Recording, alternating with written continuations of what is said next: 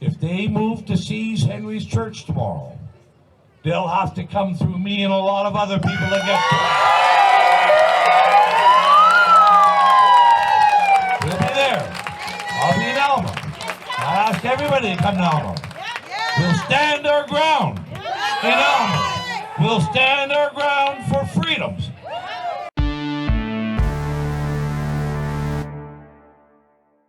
And now we have Randy Hillier for you, ladies and gentlemen. Thank you.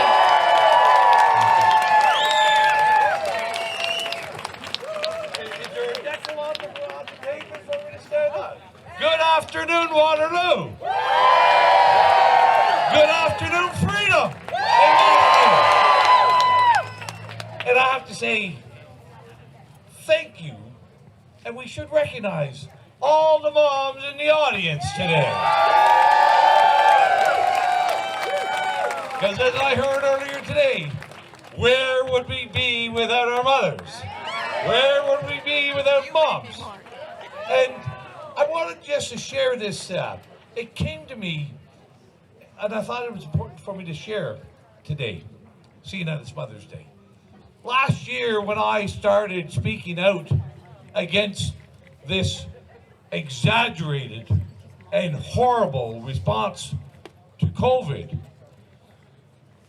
I noticed just about everybody who was calling me up to thank me was mothers. And it was really odd, and I was scratching my head for many months. Why is it all these moms that are calling me up and thanking me for speaking out about these measures? And I came to realize that moms see life a little bit differently than dads. Moms see life differently than anybody else. They see life through their children. Through their children. And their life, you know, I was very blessed to have a lovely mom. She passed away a few years ago. But I knew, like, we had wonderful talks, and she saw her life through her 9 children. Right? And it came, I finally woke up one day last summer and said, that's what it is. That's what this is about. Moms know what's going on, and they see the danger. They see the danger firsthand and firstly. And that's what we're here about. That's what freedom is about. It's not so much about me or you. Freedom is about our children and our grandchildren. And just as our moms and our dads left freedom for us to grow and to live and lead exciting, rewarding lives, we have to do the same for our children and our grandchildren. So thank you to all the moms for waking me up and waking so many others up over the last year, and for being here today. And it's still today. We've got no more lockdowns.ca. We're organizing groups everywhere. And I can tell you, there's a lot of moms in the group. A lot of moms. They really do see this danger. And many people, I think there's a lot of people, there are people in this country who don't see this as a danger. There's actually people in our communities, in our families, who actually like not having freedom. And that's disturbing, it's sad, it's also dangerous. And then there's people like us who see that it is a danger. And we're willing to take the heat. We're willing to take some scorn. We're willing to take some bad names. But we're going to stand up and say it anyway. But there's a whole lot of people out there who know what's going on is wrong, and they're silent. And it's their silence that permits this dangerous path to continue. And that's part of our job, is to help encourage them, help wake them up, help them be informed, help them to be knowledgeable, and help them find a backbone. That their paycheck is not more valuable than their children's future. Right? Being called bad names on Twitter and social media is worth fighting and taking to defend your children's future. And I know this. Last summer, I spoke with a very senior cabinet minister in the Ford administration. And he didn't like these measures, didn't like these lockdowns. And we chatted at length about this. And he was still going to support continued lockdowns. And I said, I won't use his name. Well, because I won't use his name because it applies to many of them. And I said, you're willing to sacrifice your children's future for your re-election. And that's what it is. How can any father, any mother, sacrifice their children's future for a paycheck today? There's no job, there's no amount of money. No, there isn't. There's no amount of money anywhere that is worth my children's and my grandchildren's future. You know, and I'll share this story. Yesterday in Barrie, I got another piece of wallpaper for my wall. The wall is getting full up, but it doesn't matter. I don't care how many tickets they give me. There's not enough tickets in the world. Sacrifice my children's future. None. They can put me in jail all they want. They can take anything they want. They are not going to take my children's future. Never.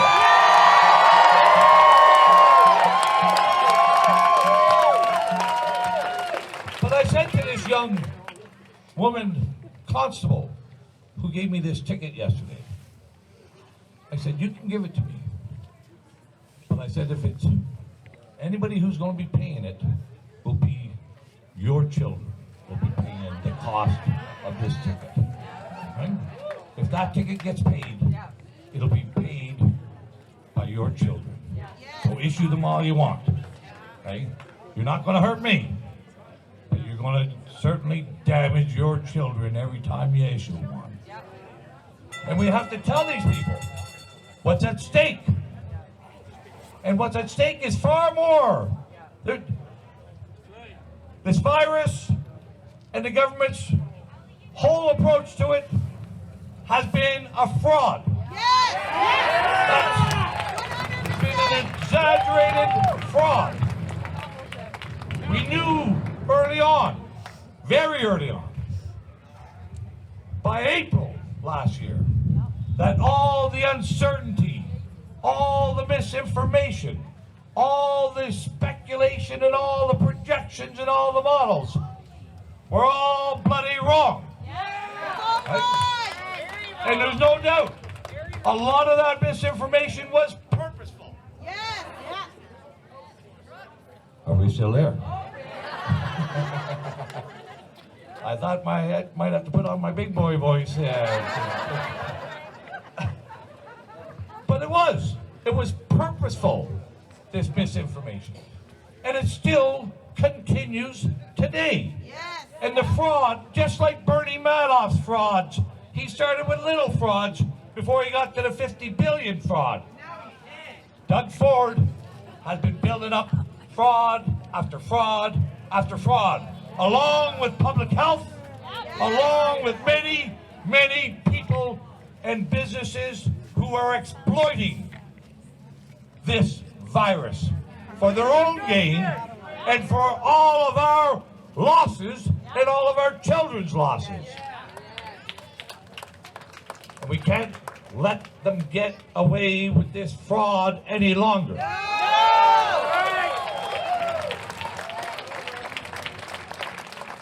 We've been building up, we've been organizing, our rallies are getting bigger and more frequent, getting all around the province. We've started the end of lockdown caucus. We have about 60 elected members.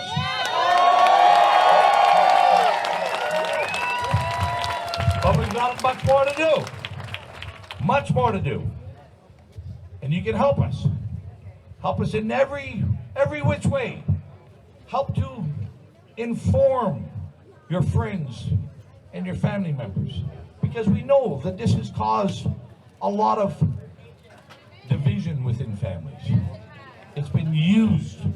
COVID has become the greatest excuse for mediocrity in Canada. It's become an excuse not to see one another's. It's been an excuse in the family courts for custody of children. It's become a very, very divisive. It's caused animosity and anger in our communities with people snitching and ratting on others. That's not our Canada. That's Gestapoism. That's KGB style stuff. That's not Canada. I grew up, and our adage when I grew up was live and let live. Not to go rat on whoever else. And it was also about being truthful and being free to speak. You know, nobody here will notice, but I just got a haircut last week. First time for a while. But this is, I went to the underground barbershop.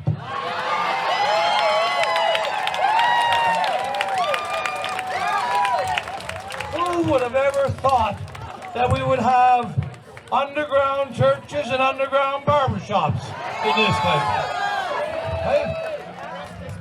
Now, I'm not going to tell you his name either. But if you want to get a haircut and you're up near Perth, just give me a call and I'll let you know. But I was in getting my hair cut and I was chatting with this young man. And of course, when you're in a barber's chair, you chat. And I asked him, I said, are you busy? Oh, he says, yeah. Business is good. I said, so you're getting a steady clientele in? Yep. He says, oh yeah, the police come in to get their hair cut. And the politicians come in to get their hair cut.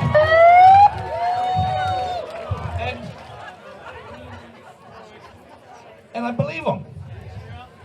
He's a real Canadian. He's telling the truth. He's being honest. And he's not living the lie like those police officers are. And those politicians who heap scorn and ridicule on others for not wearing their mask or not following the rules. But then they secretly and quietly go into the underground barbershop. Listen, this is a much more dangerous problem than many people realize. We have to do more. We have to speak out, talk to our families and friends. I understand this Tuesday in Kitchener-Waterloo, the regional government is discussing about extending the mask mandate here.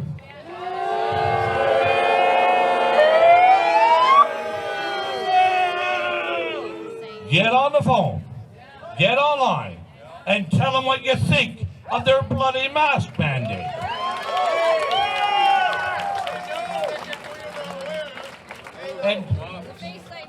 And get on the phone and get on the emails and tell every elected member. I don't care if it's a school board trustee or a local councillor, a regional councillor, a member of parliament. It's not important what they tell you back. What's important is for you to tell them what you want. You want freedom. You want your Canada back.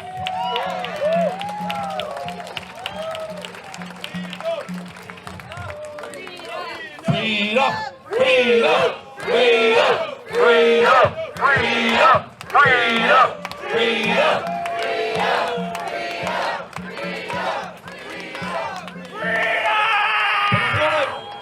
I want to say one more thing, and this might be strong words, but I think they're truthful words.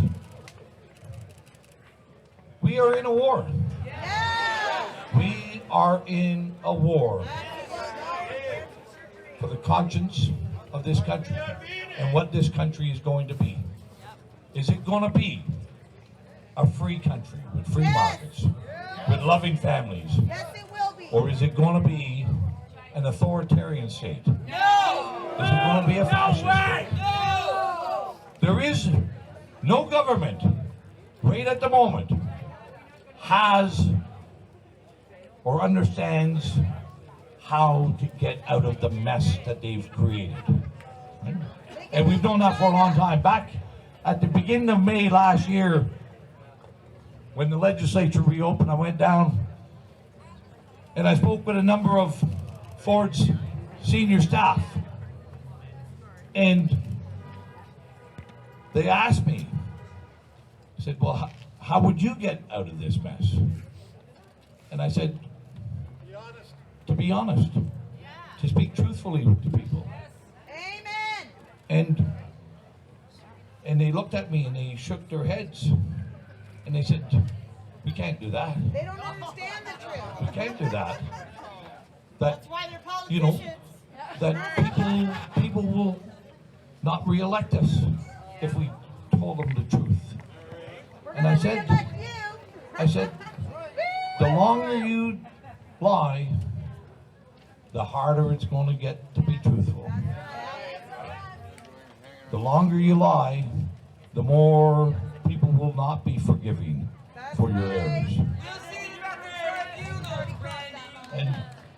And they still don't get it.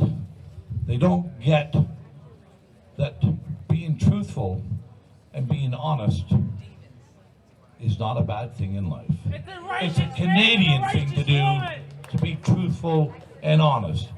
Because sometimes we make mistakes. We all do. But we're Canadian. Evil. They can't even attest to So, this is a war. It's, as we saw out in Alberta, police officers in multiple cruisers taking down a pastor on the highway, dragging him, cuffing him, hauling him away because he knows that he obeys God first, not men. But we're not far behind. We're not far behind. Pastor Jacob told us the state has seized his church. Never have we seen this in Canadian history. Pastors being incarcerated, being arrested, churches being seized. And Henry Hildebrandt's church in Elmer is in court tomorrow, and in all likelihood, they will move to seize his church.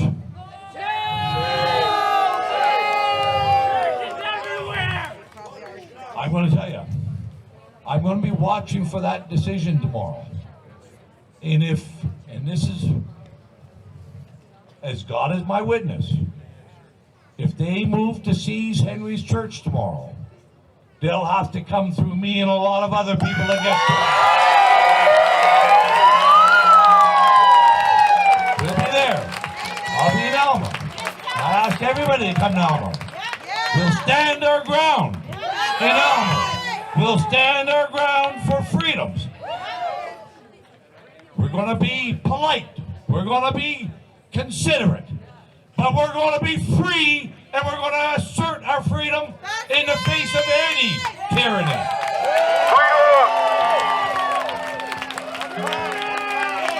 We are going to win this war, and we're going to win it by standing up and being free Canadians every day, everywhere, for all our children, for all our grandchildren, and for all time to come.